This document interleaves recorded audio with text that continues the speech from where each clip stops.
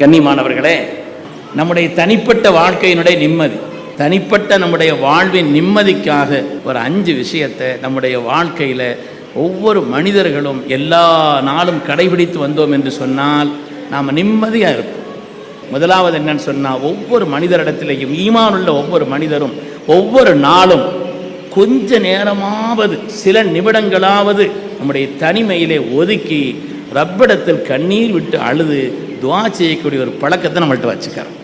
ஒதுங்கியிருந்து ஏதோ ஒரு நேரம், ஒரு தஹஜ்ஜுதுடைய நேரமாக இருந்தால் இன்னும் பாக்கியம், ஒரு நேரம் யாரும் பார்க்கறது அதெல்லாம் இல்லை, ஒதுங்கியிருந்து நம்மை படைத்த ரப்பு அவன் அல்லவா, நான் யார்கிட்ட கண்ணீர் விட முடியும் ரப்பே, யார்கிட்ட நான் கையேந்த முடியும், தகுதி உள்ள உன்னிடத்தில் ஏந்துகிறேன் என்று அல்லாஹ்விடத்திலே கண்ணீர் வடித்தால் நம்முடைய அடிமைத்தனம் வெளிப்படும். அதனால் ஒவ்வொரு நாளும் ஒரு 5 நிமிடமாவது நம்முடைய எல்லா விதமான மன கஷ்டங்களையும் இறக்கி வைத்து விடக்கூடிய பாக்கியம் நிறைந்த ஒரு துஆவை ஏதோ ஒரு நேரத்தில் நம்முடைய கல்விலிருந்து கண்ணீர் வடித்து ரப்பிடத்தில் வெளிப்படுத்தி தெரிந்து விட்டோம் என்று சொன்னால் நிம்மதியான வாழ்க்கைக்கு அது அடிப்படை. 2வது என்னன்னு சொன்னால், ஒவ்வொரு நாளும் கொஞ்ச நேரமாவது குர்ஆனை ஒரு பக்கமாவது ஓதணும். பள்ளியாசலுக்கு 10 குர்ஆன் வாங்கி வைங்கன்னா ஆட்கள் இருக்குது, ஓதுறதுக்கு தான் அழகான. அதனால் ஒரு பக்கமாவது குர்ஆனை என்று நான் பார்க்கவில்லையோ ஓதவில்லையோ அன்று என்னுடைய வாழ்நாளில் மிக கெட்ட நாள் என்று சொன்னார் ஹஜ்ரத் உமர் இப்னு கத்தாப் ரலியல்லாஹு அன்ஹு அவர்கள். அதனால் ஒரு பக்கமாவது குர்ஆன் எடுத்து ஓத. சில உஸ்தாத்மார்கள் எனக்கு தெரியும், உங்கள்கிட்ட பிற என்னன்னு நான் கேட்டால் உடனே சொல்லிடுவாங்க. இன்னைக்கு பிற எத்தனை டேட்டை கூட ஞாபகம், பிறையாவும் தெரியாது, என்னன்னு கேட்டால் சொல்லிடுவாங்க. காரணம் என்னென்னா, அன்னைக்கு அந்த ஜுஸு ஓதிருப்பேன்னு சொன்னாங்க, அன்றைக்கி நான் அந்த ஜுஸு ஓதி இருக்கிறேன், அந்த ஜுஸு தஹஜ்ஜுதில் நான் ஓதி தொழுதுருக்கிறேன்னு சொல்லுவாங்க உண்மையானவர்களே. அதனால் கொஞ்ச நேரமாவது அல்லாஹுடைய வேதத்தை வான்மண்டலத்திற்கும் பூமிக்கும் மத்தியிலே கியாமத்து நாள் வரை ரப்பு தந்த பேர் அற்புதம். அல் குர்ஆனு ஹப்லுல்லாஹில் மதீன் மன் கால பிஹி ஸதக வ மன் அமில பிஹி ரஷத வ மன் இஅ்தஸம பிஹி ஃபகத் ஹதா இலா ஸிராத்தின் முஸ்தகீம். வான்மண்டலத்திற்கு பூமிக்கும் கியாமத்து நாள் வரை உள்ள பேரற்புதமான ஒரு கயிறு. அதனால அது ஓதக்கூடிய கொஞ்ச நேரமாவது எடுத்து பார்த்து ஓதக்கூடிய, பார்த்தாலே நமக்கு வணக்கமாகக்கூடிய இபாதத்தாகக்கூடிய அதிசயம் உள்ள ஒரு செய்தி. 3வதாக நாம் ஒவ்வொரு நாளும் கொஞ்ச நேரமாவது திக்ர் செய்யும். ஏதோ ஒரு திக்ர் நேமமாக அல்லாஹ் காலையில் மாலையில் திக்ர் செய்ய சொல்லி சொல்கிறான். திக்ருடைய பயன்பாடுகளை கொஞ்ச நஞ்சம் அல்ல. அல்லாமா இப்னுல் கய்யிம் அல் ஜௌஸி ரஹ்மத்துல்லாஹி அலைஹி அவர்கள் அதற்கென்று ஒரு தனி நூல் எழுதியிருக்கிறார்கள், அற்புதமான நூல். திக்ரினால் ஏற்படக்கூடிய பயன்களை குறித்து அதனுடைய ஆயாத்துகள் ஹதீதுகளை கொண்டே தொகுத்து ஒரு நூல் எழுதியிருக்கிறார். திக்ரை பற்றி சொல்ல வேண்டுமானால் அவ்வளவு செய்திகள் இருக்கிறது. அதனால கொஞ்ச நேரமாவது ஒதுங்கி இருந்து ஏதோ ஒரு திக்ர், என்ன சிறுத்து ஏதோ ஒன்று என்னது சொல்ல, நீங்கள் ஏதாவது ஓதிட்டு வாங்க. ஒரு 450 தடவை உங்களுக்கு வாய்ப்பு இருந்தால் ஹஸ்புனல்லாஹு வ நிஅமல் வக்கீல் நிஅமல் மௌலா வ நிஅமன் நசீர், ஒரு 15 நிமிஷம் ஆகும். தினந்தோறும் ஓதி பழக்கப்பட்டுட்டா ஓதிட்டு வாருங்க. அல்லாஹ் 3 பாக்கியத்தை சொல்கிறான். இந்த திக்ர் ஓதுனா குர்ஆனில் 3 பாக்கியம் அல்லாஹ் சொல்கிறான். 3 பாக்கியம். ஃபன்கலபு பி நிஅமத்தின் மினல்லாஹ் வ ஃபضலின் லம் யம்ஸஸ்ஹும் ஸூ வத்தபஉ ரிضوانல்லாஹ். விளக்கி சொல்லல, நிஅமத்துகள் நம்மை தேடி வரும். இந்த திக்ரை ஓதினால் நிஅமத்துகள் நம்மை தேடி வரும் அல்லாஹ் சொல்கிறான். 2வது, அல்லாஹ் நமக்கு தந்த பாக்கியங்களில் எந்த கெடுதலும் வராது. அல்லாஹ் நமக்கு தந்த பாக்கியம் ஃபضல், ஏதோ ஒரு அருள், உலகியல் ரீதியான ஏதோ, அதில் எந்த கெடுதலும் வராது. 2வது அல்லாஹ் சொல்றான். 3வது அல்லாஹ்வுடைய பொருத்தம் கிடைக்கும். அல்லாஹ்வுடைய பொருத்தம் கிடைக்கும். குர்ஆனில் ஒவ்வொரு திக்ருக்கும் உரிய பலன்கள் சொல்லப்பட்டிருக்கிறது. அது மாதிரி குர்ஆனில் லா இலாஹ இல்லா அன்த சுப்ஹானக இன்னி குன்து மினல்லாஹ், எவ்வளோ அற்புதமான திக்ருங்க. யாரும் எந்த கட்டத்திலும் எந்த நிலையிலும் வந்து உதவி செய்யலாத அந்த நேரத்தில் அந்த திக்ர் ஹஜ்ரத் நபியுல்லாஹ் யூனுஸ் அலைஹிஸ்ஸலாம் ஸல்லல்லாஹு அலைஹி வஸல்லம் கேட்டாங்க, நாயகமே இது யூனுஸ் அலைஹிஸ்ஸலாமுக்கு மட்டும்தான். அல்லாஹ் அந்த ஆயத்தில் பின்னால் என்ன சொல்றான், வ கதாலிக நுன்ஜில் முஃமினீன், இதுபோல் மூமின்களுக்கும் நாம் ஈடேற்றத்தை அளிப்போம், கவலையை போக்கி அவர்களுடைய சிரமங்களில் இருந்து மீட்சியை கொடுப்போம் நல்லா சொல்றானே பார்க்கலையான்னு கேட்டாங்க. இது மாதிரி குர்ஆன்லேயும் நிறைய திக்ர் இருக்குது, ஹதீஸ்லேயும் நிறைய திக்ர்கள் இருக்குது. ஒவ்வொரு நேரத்திலும் பள்ளிக்கு நடந்து வர்றோம், ஒரு 100 தடவை அதை ஓதிக்கிறோம், ஒரு 100 தடவை இந்த திக்கரை ஓதிக்கிறோம். அப்படி ஒரு நேமமாக திக்கரை பழக்கமாக ஆக்கி வைக்கக்கூடிய இமாம் புகாரி ரஹ்மத்துல்லாஹி அலைஹி அவர்கள் இன்னமல் அமாலு பின்னியாத்துங்கிற ஹதீஸை கொண்டு தொடங்குறாங்க, ஒரு திக்கரதை கொண்டு தான் முடிக்கிறாங்க. கலிமத்தானி ஹஃபீஃபத்தானி அலல் லிசான் ஸகீலத்தானி ஃபில் மீசான் ஹபீபத்தானி இன்தர் ரஹ்மான். 2 வார்த்தைகள் நாவிலே சொல்வதற்கு லேசானது, ரப்பினுடைய தராசை நெருக்கக்கூடிய, நன்மையை நெருக்கக்கூடிய தராசிலே கனமானது, ரஹ்மானுக்கு ரொம்ப நேசமானது. சுப்ஹானல்லாஹி வ பிஹம்திஹி சுப்ஹானல்லாஹில் அஸீம். போதும். நீ கேரளத்தில் எல்லாம் பார்த்தீங்கன்னா மகரிபுக்கு முன்னால் பள்ளிகளில் என்ன செய்வாங்க, சத்தம் போட்டு ஓதக்கூடிய ஒரு பழக்கம், எல்லாரும் சேர்ந்து ஓதக்கூடிய ஒரு பழக்கம் இருக்குது இல்லையா? அவ்வளவு மாண்பான திக்கர்கள். அதனால் ஏதோ ஒரு திக்கரை நேமமாக செய்து வரக்கூடிய ஒரு பழக்கத்தை காலை மாலையில் நாம் வைத்துக்கொள்ள வேண்டும். அது மாதிரி ஒவ்வொரு நாளும் ஏதோ குறைஞ்ச அளவாவது ஒரு சின்ன சதக்கா, ஒரு ஆளுக்கு ஒரு ரூபா கொடுக்குறோன்னு வைங்க, ஒரு கேட்டு வர்றாரு, ஒரு 10 ரூபா கொடுக்குறோம், ஏதோ ஒரு சதக்கா. சதக்கா இல்லாமல் நம்முடைய நாள் கழியக்கூடாது, ஒரு நாள் கூட கழியக்கூடாது. இதை நம்முடைய வாழ்க்கையில் பேணுதலாக்க வேண்டும். அதை போல் இங்கே அடிப்படையாக வைத்து, எதை அடிப்படையாக வைத்து இந்த பெருவிழா நடத்தப்பெறுகிறதோ அந்த மாண்பான மஸ்ஜிதினுடைய அசல் விஷயம் தொழுகை. ஒவ்வொரு நாளும் 5 கால தொழுகையை நம்ம ஹிசாப் பார்க்கணும். இதிலிருந்து தொழுதுட்டோமா கரெக்டான. தொழுகையாளிகளை பொறுத்தவரையில் தஹஜ்ஜத் தொழுகை அவங்க ஃபர்து மாதிரி ஆக்கிக்கிறணும். தொழுகாதவங்க 5 தொழுகை கரெக்டாக தொழணும். தொழுகையாளிகளாக இருக்கிறவங்க அவங்க தஹஜ்ஜத் தொழுகையை நியமமாக பேணிக்கிறோம். இன்ஷா அல்லாஹ் நியத் வைக்கலாமா? பாக்கியமானது. உலகத்தில் ஸல்லல்லாஹு அலைஹி வஸல்லம், அதாவது அல்லாஹ் தஆலா ஸல்லல்லாஹு அலைஹி வஸல்லம் பிறந்த நேரம் தஹஜ்ஜுடைய நேரம், ஸல்லல்லாஹு அலைஹி வஸல்லம் உலகத்தில் உதித்த நேரம், அவர்களுக்கு நுபுவத்து வழங்கப்பட்ட நேரம் தஹஜ்ஜுடைய நேரம், நுபுவத்து வழங்கப்பட்ட நேரம் தஹஜ்ஜுடைய நேரம்.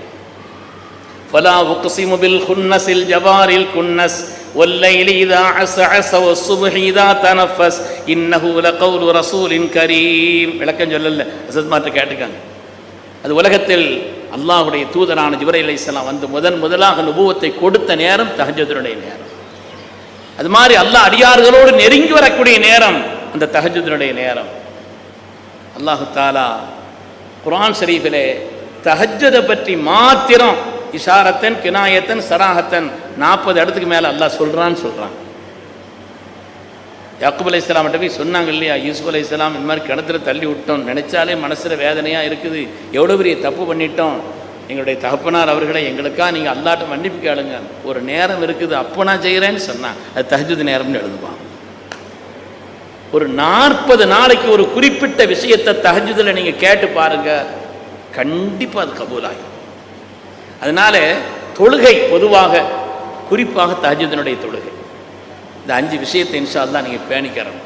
அல்லாஹ் எனக்கும் உங்களுக்கும் அந்த நசீபை தந்தரல் புரிய வேண்டும். அருமையானவர்களை, முதலாவது துஆ. துஆ கொஞ்ச நேரமாவது துஆ செய்யக்கூடிய பழக்கம். 2வது குர்ஆனுடைய ஆயாத்துகளை சில ஆயாத்துகளாவது ஓதக்கூடிய ஒரு உயர்வான தன்மை. 3வது திக்ர், அதை நம்முடைய கவனத்தில் வைத்துக் கொள்ள வேண்டும்.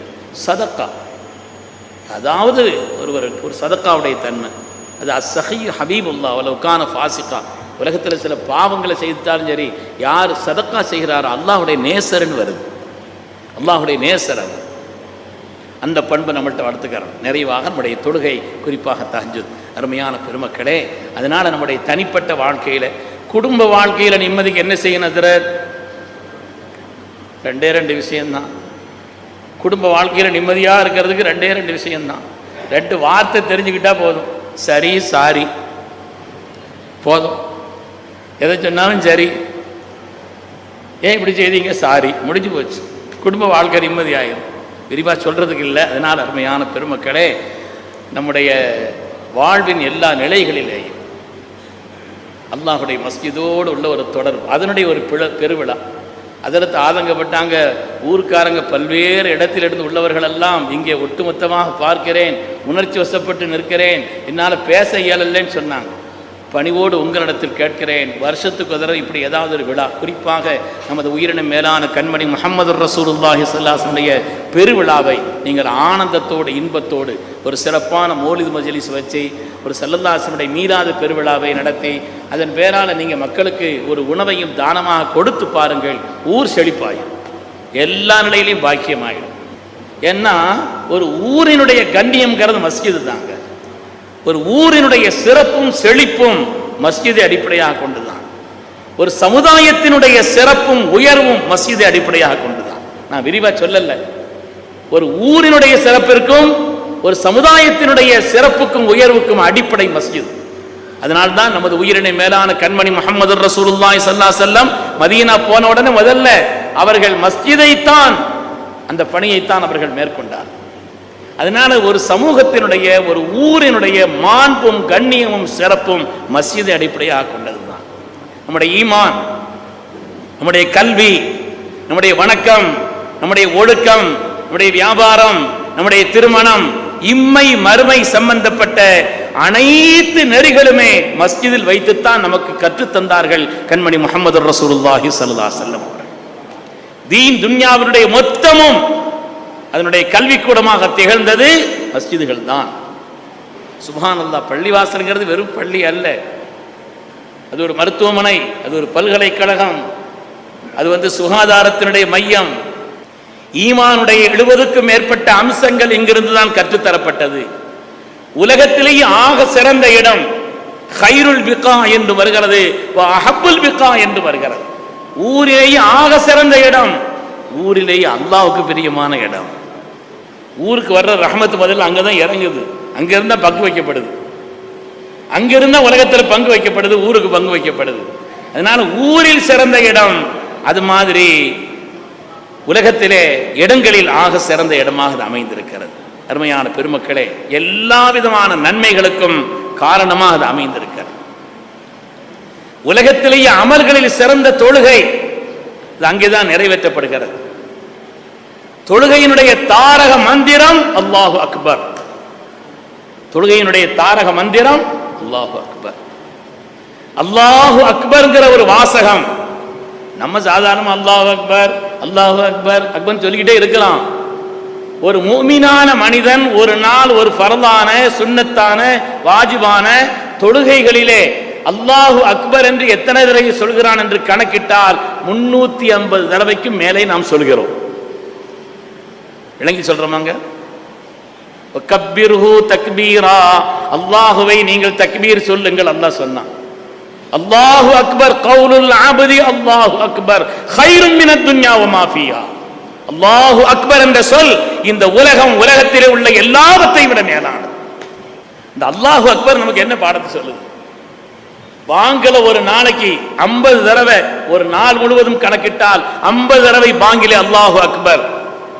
பதில் சொன்னோம் சொன்னா அதையும் கணக்கிட்டால் 50. பாங்கில மாத்திரம் பதில் சொல்வதற்கும் பதிலுக்கும் சேர்த்து 50 தடவை அல்லாஹு அக்பர். இனிமே இகாமத் இருக்குது, தொழுகையினுடைய ஒவ்வொரு அசைவும் இருக்கிறது, ஒவ்வொரு கட்டத்திலேயும் அது மனிதர்களிடத்தில் உருவாக்க வேண்டிய பண்புகள் நிறைய. இந்த அல்லாஹு அக்பர் என்ற அந்த உன்னதமான சொற்றொடர் சாதாரணமானதல்ல. தொழுகையில் மாத்திரமல்ல, வாங்கில் மாத்திரமல்ல, சாதாரணமானதல்ல. தனியாக சொல்லக்கூடிய பல சந்தர்ப்பங்கள் இருக்கிறது. அல்லாஹு அக்பர் ஸல்லல்லாஹு அலைஹி வஸல்லம் ஒரு இடத்துல தீ பிடிச்சா ஸல்லல்லாஹு சொல்றாங்க, இதா ராய்துமுல் ஹரீக் ஃபகப்பிரு. ஒரு இடத்துல தீ பிடிச்சா அல்லாஹு அக்பர்னு சொல்லுங்க. ஃபஇன்ன தக்பீர துத்ஃபிஉஹு, தக்பீர் தீயை அணைக்கும்னு சொன்னாங்க ஸல்லல்லாஹு அலைஹி வஸல்லம். தக்பீர் தீயை அணைக்கும். சொல்பவர்கள் சாதிக்குல் அமீன் கண்மணி முஹம்மது ரசூலுல்லாஹி ஸல்லல்லாஹு அலைஹி வஸல்லம். அல்லாஹு அக்பர்ங்கிறது மாத்திரம் நாம விளங்கிட்டா, அதனுடைய தத்துவங்களை, அதனுடைய உன்னதத்தை, அதில் இருக்கக்கூடிய மேன்மையை நாம் விளங்கி விட்டோம்னு சொன்னா, ஒரு தடவை அல்லாஹு அக்பர்ங்கிறத கண்ணீர் வடிக்காம நம்மளால சொல்ல முடியாது. அவ்வளவு உன்னதமான ஒரு நிலை அல்லாஹு அக்பர். சுப்ஹானல்லாஹ், என்ன வார்த்தை, என்ன வார்த்தை! அல்லாஹு அக்பர்ங்கிறது பல கட்டங்களிலே நமக்கு மார்க்கம் சொல்லி தந்திருக்கிறது. ஒவ்வொரு இடம் மாத்திரம் அல்ல, எல்லா இடத்திலையும் அது நமக்கு சொல்லி தரக்கூடிய பாடத்தில் முதலாவது பாடம் என்னன்னு சொன்னா, அது சொல்லி தரக்கூடிய பாடங்களிலே பொதுவாக மனுஷனுக்கு நான் பெரியவன்கிற எண்ணம் இருக்கும், அந்த பெரிய ஆள் அப்படிங்கிற எண்ணம் மனுஷனுக்கு இருக்கும். கல்வியினால், செல்வத்தினால், செல்வாக்கினால், பதவிகளினால், பல்வேறு தனித்தன்மைகளால ஒரு கெத்து, ஒரு நெஞ்ச நிமித்திர தன்மை மனுஷனுக்கு இருக்கும். ஆனால் அல்லாஹு அக்பர், அல்லாஹு அக்பர்ங்கிற வார்த்தை இருக்குதே, அந்த அல்லாஹு அக்பர்ங்கிற வார்த்தை அதனுடைய பிரம்மாண்டம் சாதாரணமானது. நாம நம்மளை பெருசாலும் நினைச்சோன்னு வைங்க, நம்மளை உலகத்திலேயே அதிகமாக மனிதர்கள் பயன்படுத்துகிற வார்த்தை 2 தானாங்க. 2 வார்த்தை தான் உலகத்தில் மனுஷர் அதிகமாக பயன்படுத்துகிறாங்களாம். ஐ மை, நான் என்னுடைய, நான் என்னுடைய. ஒரு ஆள் பேசுறதுல பாருங்களேன், நான் எத்தனை தடவை சொல்லியிருக்கிறாருன்னு, என்னுடைய எத்தனை தடவை சொல்லியிருக்கிறாருன்னு பாருங்க. உலகத்திலே அதிகமாக மனிதர்கள் பயன்படுத்தும் வார்த்தை அதுதான். அல்லாஹு அக்பர் என்று சொல்லக்கூடிய இந்த வார்த்தை நமக்கு கற்றுத்தரக்கூடிய பாடம். நம்முடைய கல்வியினால், செல்வத்தினால், செல்வாக்கினால், பதவிகளினால், வேறு தன்மைகளினால் நாம பெரிய ஆளுன்னு நினைக்க ஆரம்பிச்சோம்னா, ஒரே ஒரு சின்ன வரலாறு சொல்கிறேன். மௌலானா ரூமி ரஹ்மத்துல்லாஹி அலைஹி அவர்கள் தங்களுடைய மஸ்னவியில ஒரு செய்தியை சொல்றாங்க.